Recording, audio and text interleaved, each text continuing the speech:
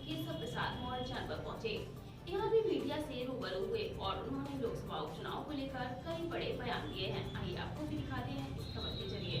जनपद पहुंचे उत्तर प्रदेश के उप मुख्यमंत्री ने कार्यकर्ताओं को संबोधित करने से पहले मुलायम सिंह यादव को श्रद्धांजलि दी। वहीं कार्यकर्ताओं को संबोधित करते हुए उन्होंने कहा कि आप सबको याद होगा वर्ष 2014 और वर्ष 2019 में हमारे देश के प्रधानमंत्री नरेंद्र मोदी को उस समय हमारे भारतीय जनता पार्टी के राष्ट्रीय अध्यक्ष अमित शाह जी ने मुलायम सिंह यादव के सम्मान में प्रचार करने के लिए नहीं आए थे, जिसके बाद भी यहां जनता ने भारतीय जनता पार्टी के प्रत्याशी प्रेम सिंह साक्य को रिकॉर्ड आशीर्वाद देने का काम किया था।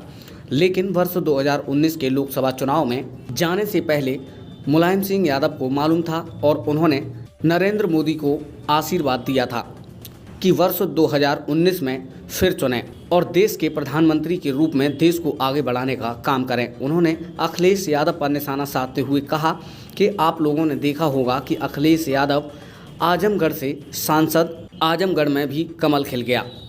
दिनेश यादव निरहुआ जीत गए। रामपुर में जो आजम खां का गढ़ था उसमें भी कमल खिल गया। मैं देख रहा हूं कि यूपी के अंदर 3 उपचुनाव हुए। वर्ष 2022 में आजमगढ़, रामपुर और गोला विधानसभा, लखीमपुर खीरी तीनों उपचुनाव में अखिलेश यादव को अपने चाचा की याद नहीं आई।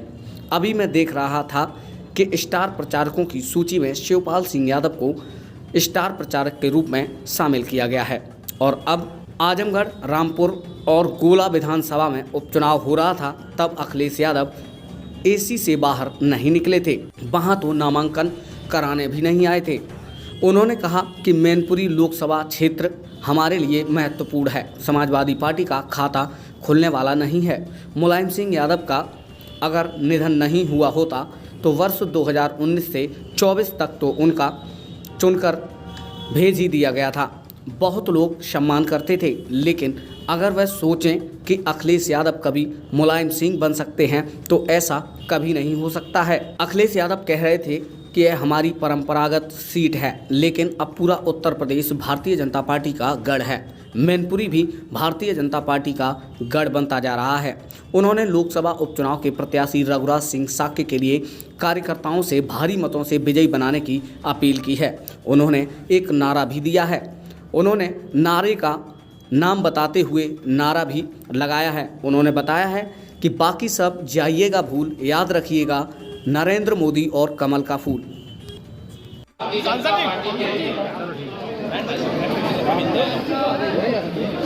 प्रत्याशी भाई रघुराज साक्य जी के समर्थन में आप सबका आशीर्वाद मांगने के लिए और आप सबके माध्यम से मैनपुरी लोकसभा की एक जनता का आशीर्वाद मांगने के लिए यहाँ पर आया हूँ। और इस मौके पर भारतीय जनता पार्टी जो विश्व की सबसे बड़ी पार्टी है, हमारे पार्टी के प्रदेश अध्यक्ष आदरणीय भूपेंद्र चौधरी जी, मंत्रिपरिषद में हमारे साथी आदरणीय योगेंद्र उपाध्याय जी, आदरणीय जयवीर सिंह जी, भारत सरकार के मंत्री आदरणीय बीएल वर्मा जी को इस उपचुनाव में लोकसभा में भारी वोटों से विजयी करवाने की अपील करने को मैं अपनी बात शुरू करूं उससे पहले उत्तर प्रदेश के मुख्यमंत्री रहे, देश के रक्षा मंत्री रहे, श्रद्धेय मुलायम सिंह यादव जी को अपनी श्रद्धांजलि अर्पित करता हूं। मैं आज यहां से आने के बाद सबसे पहले पूज्य महाराज स्वामी एक रसानंद जी के परम सिद्ध पूज्य महामंडलेश्वर स्वामी शारदानंद की सरस्वती जी का जो आकस्मिक गोलोकवासी हो गए हैं, आश्रम में भी जाना था, जा नहीं पाया। उनके उत्तराधिकारी विश्व हिंदू परिषद का जो केंद्रीय मार्गदर्शक मंडल, उसके सदस्य महामंडलेश्वर हरिहरानंद सरस्वती जी महाराज, मैं अभी जब अगली बार आऊंगा तो वहां पर भी जाना होगा। यूपी आज गुंडागर्दी से मुक्त हो गया है, दंगों से मुक्त हो गया है, अपराध से मुक्ति की ओर है और विकास की गंगा बह रही है। समाजवादी पार्टी को आपने समाजवादी पार्टी बनाने का जिम्मा तो 2014 में ही पूरा कर दिया था, लेकिन 2017 के विधानसभा चुनाव में 47 विधानसभा सीटों में सिमट करके रह गए और 2022 के विधानसभा सीटों चुनाव में बड़े बड़े दावे करने के बाद भी अकेले मैनपुरी लोकसभा में हम देखें तो हमारे दो माननीय विधायक यहां से जीत करके गए हैं और वहां एक कैबिनेट मंत्री हैं, एक विधानसभा में मुख्य सचेतक हैं। अब इस क्षेत्र से लोकसभा में प्रतिनिधित्व होना चाहिए कि नहीं होना चाहिए, बताइए। समाजवादी पार्टी को वोट देने का मतलब क्या यहाँ विकास की शुरुआत होगी क्या?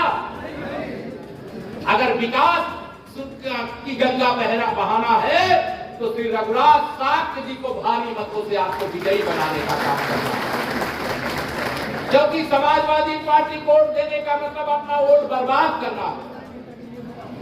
और मैं यहाँ इस मंच के माध्यम से यहाँ के एक मतदाता से, यहाँ के गरीबों से, यहाँ के किसानों से, यहाँ की माताओं बहनों से, यहाँ के नौजवानों से, सर्व समाज से मैं हाथ जोड़ करके अपील करना चाहता हूं, आज कमर का फूल खिलाइए, खुशहाली लाने का काम तो हम कर रहे हैं, उसको और तेजी से आगे बढ़ाने की जिम्मेदारी है। लोकसभा क्षेत्र हमारे लिए महत्वपूर्ण है। अब समाजवादी पार्टी का खाता खुलने वाला नहीं है।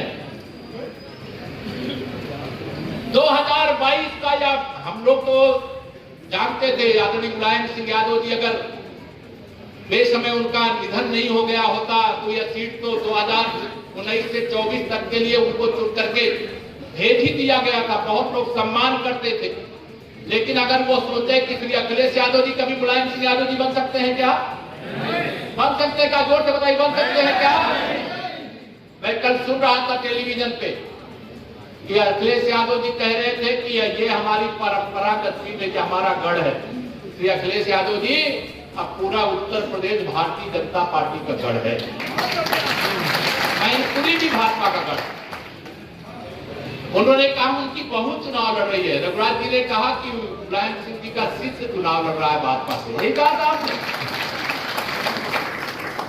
अब उनको मैंने तो सुनता समाजवादी पार्टी के बहुत सारे कार्यकर्ता कहते हैं हम तो श्री अखिलेश यादव जी से मिलने के लिए जाते हैं, जब मुख्यमंत्री थे तब नहीं मिलते थे, लगता था, लेकिन अब न मुख्यमंत्री है न मुख्यमंत्री होने वाले हैं, तब भी मिलना मुश्किल रहता है। ऐसा सांसद चाहिए जिससे आप मिल ना पाए, ऐसा सांसद चाहिए जो आपके सुख दुख का साथी ना बने। मैं आप सबको आज यहाँ पर यही निवेदन और आह्वान करना चाहता हूँ, मेरे सभी यहाँ उपस्थित कार्यकर्ता साथियों, आप सब आज इस नामांकन के कार्यक्रम के समर्थन में यहाँ पर आए हैं। अभी हम लोग कई बार आएंगे, अलग अलग विधानसभा क्षेत्रों में आएंगे। सभी यहाँ उपस्थित नेतृत्वकर्ता जो इस समय अभाव के कारण नहीं बोले वह भी आएंगे, लेकिन आपको एक ही शपथ लेकर के जाना, एक ही संकल्प लेकर के जाना है। मैनपुरी में कमल खिलाना ही नहीं है, इतने भारी अंतर से कमल खिलाना है, इतने भारी अंतर से कमल खिलाना है। इसलिए अखिलेश यादव जी को यह पता चल जाए कि अहंकार और गुंडागर्दी और दंगागर्दी के लिए यूपी ही नहीं मैनपुरी में भी अब कोई जगह नहीं।